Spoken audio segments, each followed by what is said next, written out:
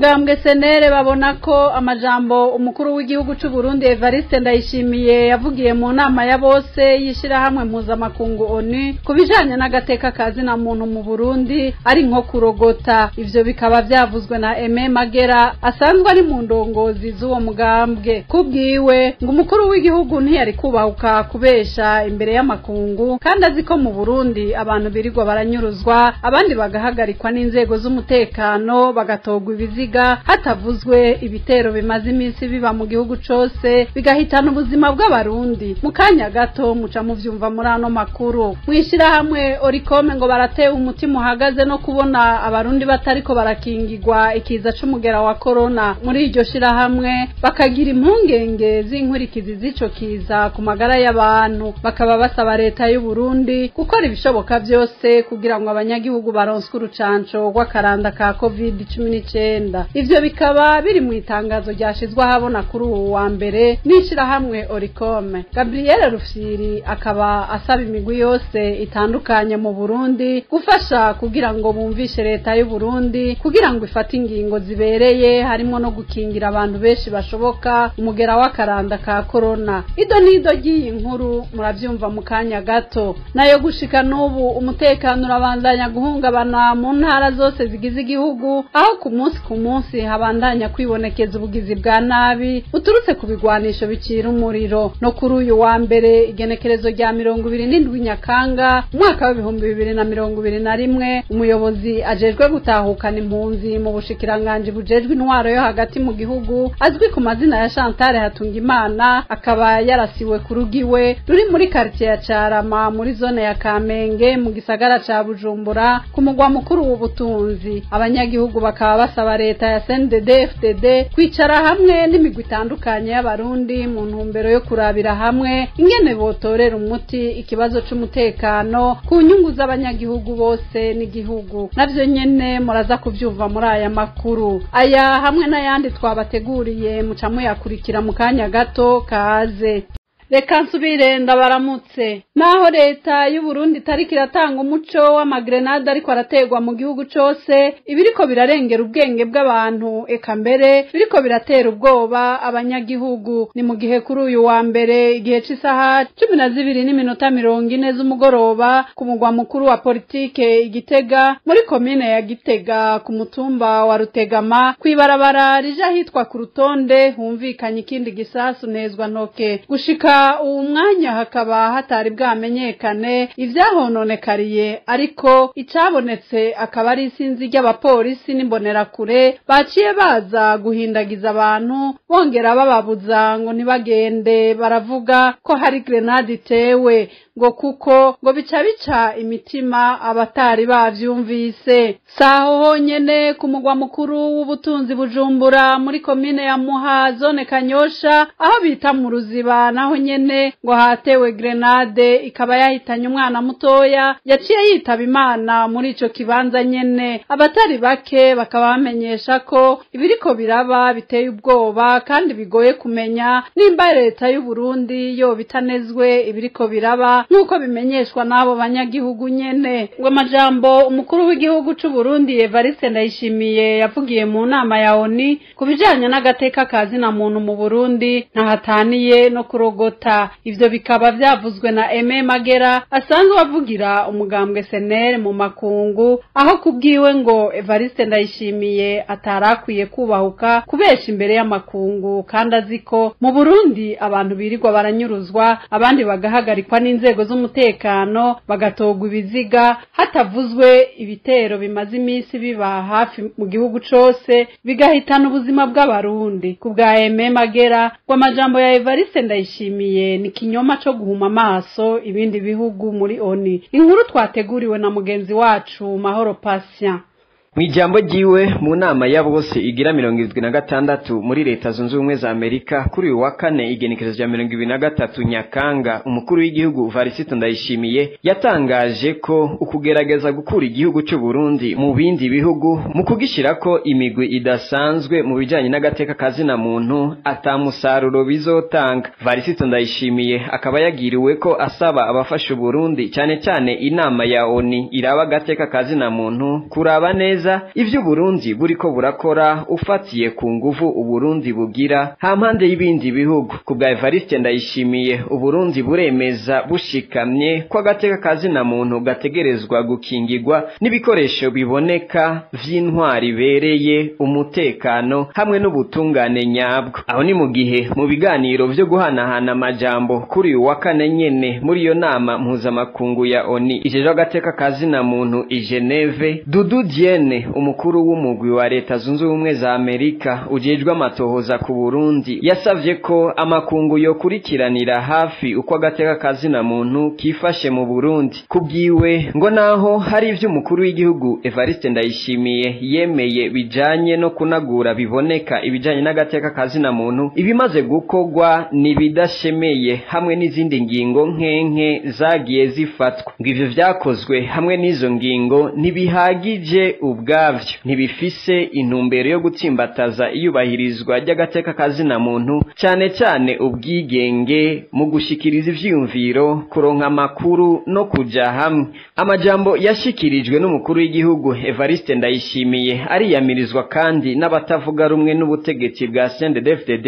Akarorero akaba ari Aime Magera asanzwe avugira umugambwe CNL mu makungu, aho kubwiwe ngo kuvuga ko mu Burundi amahoro n'umutekano bisasagaye kandi ko agateka kazina muntu kateye intambwe nziza n'ukurogota. Abantu baricwa, ibiziga biratogwa, abantu baranyuruzwa, abandi bakabugwa irengero kandi bari bahagaritswe n'inzego za leta. Abatavuga rumwe na leta barahagarikwa bagapfungwa. Ibitero navyo biravugwa hirya no hino mu gihugu bigahitana ubuzima bw'abarundi. Ngo kuvuga ko imigambwe yose ifasha mu buzima bw'igihugu mu gihe isanzwe yarakumiriwe, inzego zose za leta zikaba zirongowe n'abanywanyi b'umugambwe uri ku butegetsi CNDD-FDD, ngo ni ikinyoma cyo guhuma amaso ibindi bihugu muri ONU. Abakurikiranira hafi ivya politike ya leta y'u Burundi bakaba bavuga ko bitangaje cyane kubona umukuru w'igihugu yifata agahagarara imbere y'amakungu akavuga ko agateka kazina muntu mu Burundi kateye intambwe, mu gihe azi neza ko atagihe na gito kihaciye wenyene ubwiwe aririye imbere yabo mu gisata c'ubutungane ababwira ko bakizangondagonde mu Burundi mu kurenganya abarundi mu manza zose baca. Ngo rero biragoye gutahura nimba umukuru w'igihugu atazi ko ahatari ubutungane atagateka kazina muntu kahavugwa, canke nimba yabigize nkana kugira huma amaso amakungu.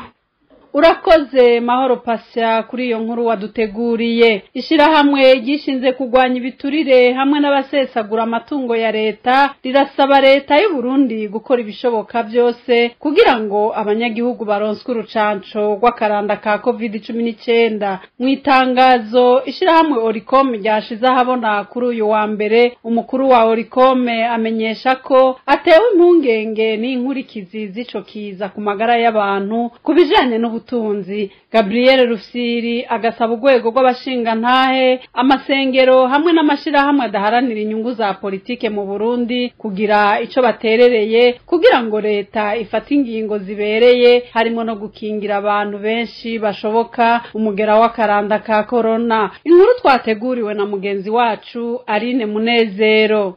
Mwishirahamwe Oricom gishinze kugwanya abagibiturire hamwe n'abanyonora ubutunzi bw'igihugu bavuga ko baradushinga no kubona ikiza c'umugera corona kibandanya gufatwa minenebwe mu Burundi. Mwitangazo ryo kuri wa mbere ryatewe ku mukono n'umukuru w'iryo shirahamwe banegura inyifato ya leta yo kwiyabagiza ivyo yategerezwa gukorera abanyagihugu bayo. Ivyo navyo rero nk'uko bivugwa na Gabriel Rufyiri bisanzwe bitegekanijwe n'ibwirizwa nshingiro hamwe n'amasezerano mpuzamakungu ajanye n'ivy'agateka kazina muntu. Turafise umwitwarariko ku kuntu leta y'u Burundi iriko irifata mw'ikibazo kijanye no kugwanya coronavirus, kuko turavye imvugo ya politiki ingene idatomoye tubona neza yuko leta isa n'iyiriko iriyobagiza ivyo igomba gukora mu bwizwa shingiro mu masezerano mpuzamakungu ajanye n'ivy'agateka kazina muntu hamwe n'amasezerano amasezerano ajanye n'uburenganzira ku vy'ubutunzi, ku vy'imibano n'imico, ivyo vyose bitegeka leta yuko iteza gukora ibishoboka byose kugira ngo abanyagihugu babeho neza, harimwo uburenganzira bwo kwivuza. Kubwo umukuru wa Orikome, leta y'u Burundi irakwiye kwemanga ko ikiza ca COVID-19 gihari mu gihugu maze iheze ifata ingingo zibereye. Turavye ingene ubu uya ta musi numwe ushobora kurengana utumvise umuntu bakubwiye ko yishwe na coronavirus,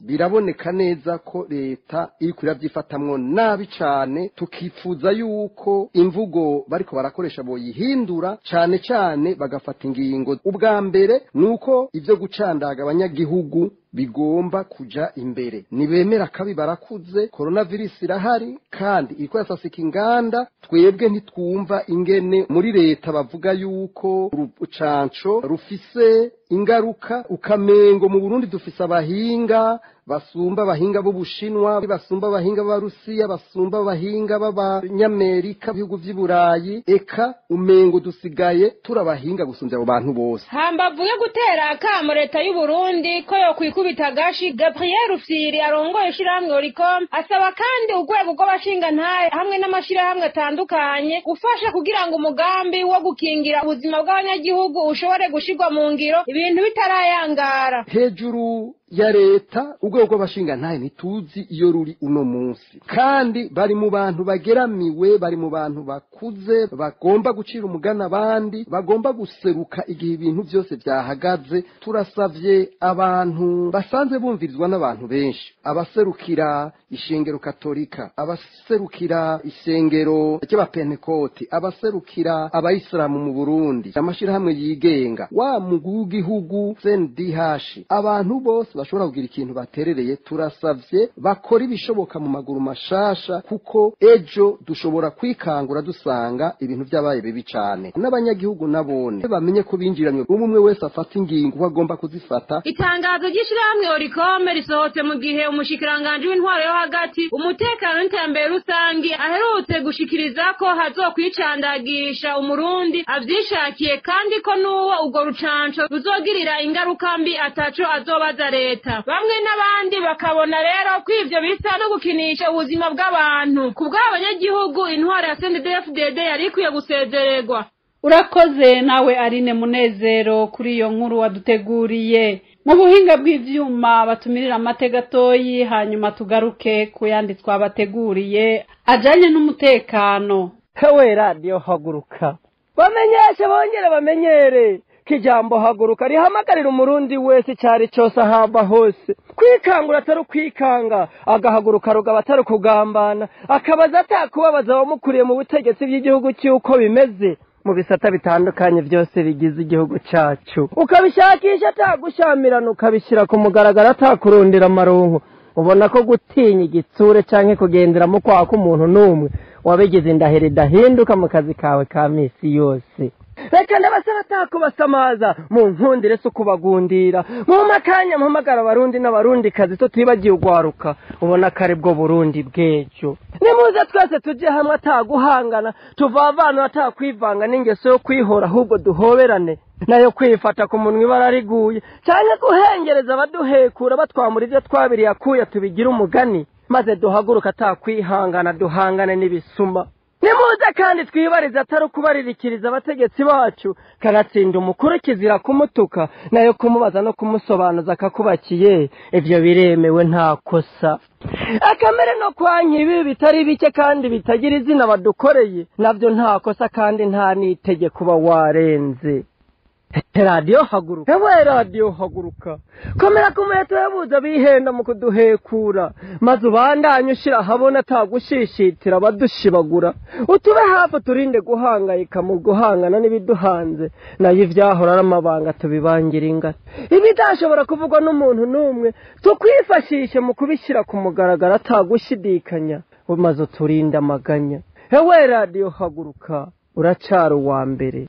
Umutekano urabandanya guhungabana mu ntara nka zose zigize igihugu, aho kuri uyu wa mbere igenekerezo rya 27 Nyakanga umwaka wa 2021 umuyobozi mukuru ajejwe gutahukana impunzi mu bushikiranganje bujejwe intwaro yo hagati mu gihugu azwi ku mazina ya Chantal Hatungimana yarasiwe ku rugiwe ruri muri quartier ya Carama ni muri zone ya Kamenge mu gisagara ca Bujumbura ku mugwa mukuru w'ubutunzi. Ababikoze bakaba bataramenyekana. Abanyagihugu baganiriye na radio Haguruka basaba leta ya CNDD-FDD kwicara hamwe n'abatavuga rumwe nayo kugira ngo batorere umuti hamwe w'ikibazo c'umutekano ku nyungu z'abanyagihugu. Inkuru twateguriwe na Alice Mukeshimana. Uwo yarashwe azwi ku mazina ya Chantal Hatungimana akaba yarasiwe ku rugo iwe ruri muri quartier ya Carama ni muri zone Kamenge mu gisagara ca Bujumbura ku mugwa mukuru w'ubutunzi. Akaba yarasanzwe ari umuyobozi ajejwe gutahukana impunzi mu bushikiranganje bujejwe intwaro yo hagati mu gihugu. Nuko amakuru uruganda rwa radio Haguruka rwahawe n'abari bahegereye, Chantal Hatungimana yarasohotse ava muhira aja ku kazi kiwe ka misi yose. Niho haciye haza umugabo afise inkoho ntoya yo mu bwoko bwa pistole ni ya Kalashnikov AK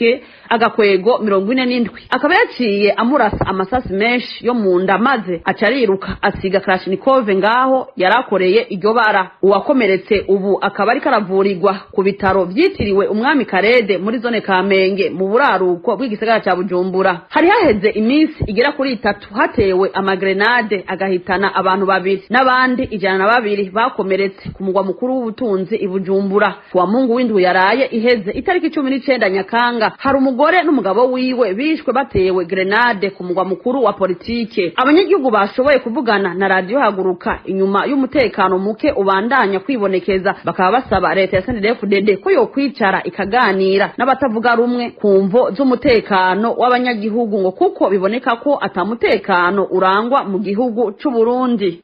Urakoze Alice Mukeshimana nawe kuri iyo nkuru waduteguriye. Ariko rero amakuru twahavuye turonka mu nyuma nuko uwo mupfasoni Chantal Hatungimana yahavuye yitaba Imana kuri uyu muhingamo mu bitaro yariko aravurirwamwo. Radio Haguruka tukaba duhojeje umuryango wabuze.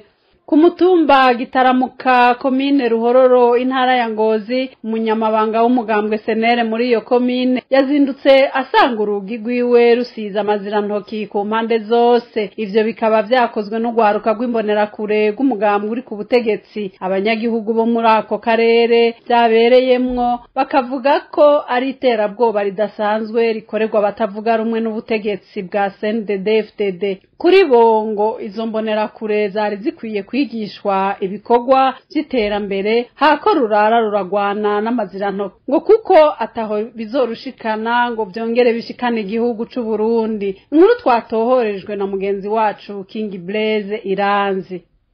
Ihohoterwa n'iterabwoba ku batavuga rumwe na leta ya CNDD-FDD birabandanya kwibonekeza mu gihugu cyose. Haraye hibonekeje akamaramaza canke ivyo twokwita agahomera bunwa aho ku mutumba Gitaramuka zone na komine Ruhororo intara ya Ngozi ku rugo rw'abanyezako Albert Pascal umunyamabanga w'umugambwe senere muri yo komine nyene bazinduka basanga urugi rw'umuryango wiwe rwuzuyeko amazirantoki. Nkuko amakuru adushikira abivuga ngo niterabwoba rikorwa n'akagwi k'abarongoye umugambwe CNDD-FDD muri yo komine babicishije kugwaruka rw'imbonera kure zo kuri uwo mutumba. Amakuru dukesha ijisho ryacu aho byabereye nuko haciye igihe kinini hibonekeza ibikorwa by'iterabwoba bigayise. Aha haravugwa ingendeshwa yo mu bwoko bw'ipikipiki y'uwo Pascal yigeze gufatwa n'abapolisi, ariko abarongoye umugambwe CNDD-FDD muri yo komine bagakora ibishoboka byose ngo iyo ngendeshwa iwe ntayisubizo. Intwo kwibagira kuvuga isamburwa ry'ingoro ry'umugambwe wa senere muri yo komine nyene mu kwezi kwa Mukakaro uwo mwaka nyene turimwo, aho yasamburwa n'akagu k'imbonera kure n'ibikoresho byaremwe byose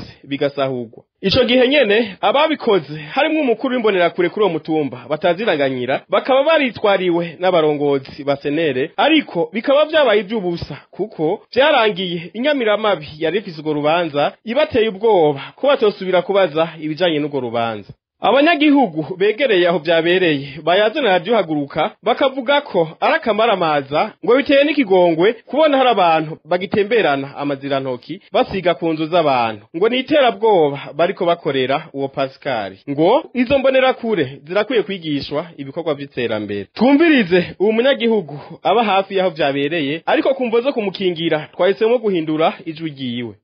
hanyuma urumva n'akajagari birateye ikigongo nyene n'imbabazi ivyo bintu urabona biraseseme cane nko kubahuka amazira ntukukazana ku nzu y'umuntu urumva n'ingorane nyene n'ingorane kandi urabona uwo Pascal nyene yuko baramwanka gose abona no kw'itariki no yuko indwi ko bari babomoye permanence bakira inzugi n'ingoma yari iriyo bakayitobagura baciye bayijana bayita aho muhiriwe nyene urumva baramurondera gose kubera babona umenga ari mu bantu baba bari imbere gose mu mugambi ivyo n'iterabwoba nyene kugira barabe yuko yobakurikira n'abatwara izo mbonerakure barakwiye kubasubirako kuko hari ibintu biba bisesemyeho gufata umwanda nk'uwo ukagendana ngo ugiye utakunze kwanaka n'ingorane nibabigisha ukuntu bobana n'abandi kuko birakenewe naho bizobageza nibabigisha ivyo bateza imbere bamwe n'abandi bakavuga ko iryo ari iterabwoba ritegurwa rikongera rigakorwa n'umugambwe CNDD-FDD aho henshi bakora ivyo ku ndongozi za senere ngo bikunde zicika intege zinjire mu mugambwe CNDD-FDD ngo abanyagihugu barakwiye kubona ko umugambwe CNDD-FDD ataciza uzopfa ukoreye igihugu c'u Burundi ngo nimba hatarengeranye harageze ko bofatana mu nda bakikurako iyo ntwaro ya CNDD-FDD irangwa n'amabi mu gihugu cose. Ubwoba ni bwinshi mu banyagihugu bo mu ntara ya Cibitoke inyuma yaho hatorewe ibiziga bine by'abantu b'abagabo ku mitumba ya Ruhembe na Nderama yo muri zone ya Bumba komine Bukinanyana kumwe n'abandi bantu benshi bakomeretse bo bavuga ururimi rw'ikinyarwanda leta ngo yikeka ko boba arabamaze iminsi badurumbanya umutekano abanyagihugu hamwe n'abandi bavuga ko igihugu kigeze aho umwasa ashaka ngo bagifise agatima k'urukundo ku gihugu ngo barageze aho bohaguruka bakakigwanira ntigitembagarire mu nyenga bakibona inkuru twateguriwe na mugenzi wacu Eric Kwizera. Ibiziga bine n'umugwi w'abantu b'abagabo kuri wa gatandatu vyaratowe ku mutumba wa Ruhembe na Nderama muri zone ya Bumba muri komine Bukinanyana y'intara ya Cibitoke hamwe no ku mutumba wa Gafumbegete muri zone ya Butahana muri iyo komine nyene abantu 13 bakomeretse barabonywe n'abanyagihugu imbere yo gutwarwa n'abasoda bakorera muri ako karere abo bapfuye co kimwe n'abo bakomeretse bakekwa kuba bari mu murwi w'abantu bitwaje ibirwanisho bavuga ururimi rw'ikinyarwanda musitanteri wa komine Bukinanyana yavuze ko abo bantu batazwi ivyo navyo ngo bikaba byatumye abanyagihugu b'Ibukinanyana batekerwa n'ubwoba bwinshi cane ngo kuko banatowe ku misozi ihanubiwe n'ishamba kimeza rya Kibira. Amakuru uruganda rwa radio haguruka rwahawe n'abanyagihugu batubwiye ko babonye ivyo biziga irya mbere batubwiye ko bumvise umunoko mwinshi cane n'urusazi ngo begereye baca basanga ari biziga ngo bagumye barondera hose aho baca ngo baca bahasanga ibindi biziga babandanya bavuga ko baciye baguma barondera baca barenguka ku murwa w'abantu 13 bose bakomeretse cane ngo bari binyegeje mu Gasaka baca babibwira abasoda bari hafi y'ikibira baca baraza kubatwara. Amakuru avayo avuga ko bibaza ko abo bantu bakomeretse bari mu murwa w'abantu bitwaje ibirwanisho barwanye n'abasoda ku wa gatatu no ku wa kane mw'ishamba cimeza rya Kibira. Abanyagihugu bamwe n'abandi bavuga ko igihugu kigeze aho umwasa ashaka bahamagarira abarundi bagifise agatima k'urukundo ku gihugu ko bageze aho bahaguruka bakava mu gacerere bakagwanira igihugu ntigitembagarire mu nyenga bakibona. Abanyakuri nibo bagomba kurwanya mu gihugu cy'Uburundi murabibona murabyumva mwumve ko birababaje harageze yuko Uburundi burangwa n'abashinga ntaye n'abafasoni b'imitima bafite umutima runtu harageze barundi kazi oya trop tuvi buzimu tuji buntu ariko kandi sindi no mu batangara iyo mu bihugu byacu bishitse ko abantu bafata ibigwanisho twarabibonye muri kahise ku Burundi twarabibonye muri kahise k'akarere turimo ko iyo abantu bamaze kwihebura bakabona atakindi basigaranye ko inzira y'ibigwanisho iri mu nzira za mbere usanga baja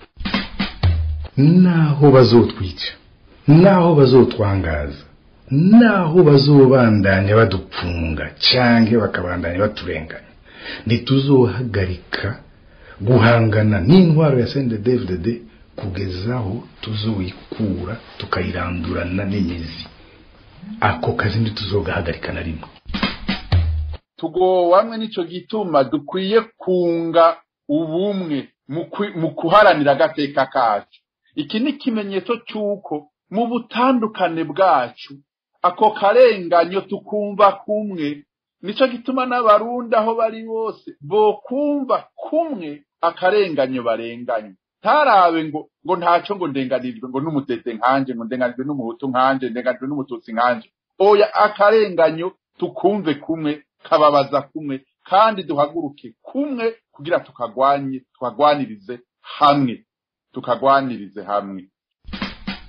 tugushimire nawe Eric Kwizera kuri iyo nkuru waduteguriye. Ni na hano amakuru twari twabateguriye nshuti bagenzi mwari mudukurikiye agarukiye. Reka nshimire abamenyesha amakuru batororokanije izi nkuru, ngashimira na Gisirene Manirakiza yari mu buhinga bw'ivyuma, ahanje nkaba ndabike banuye naho ubutaha.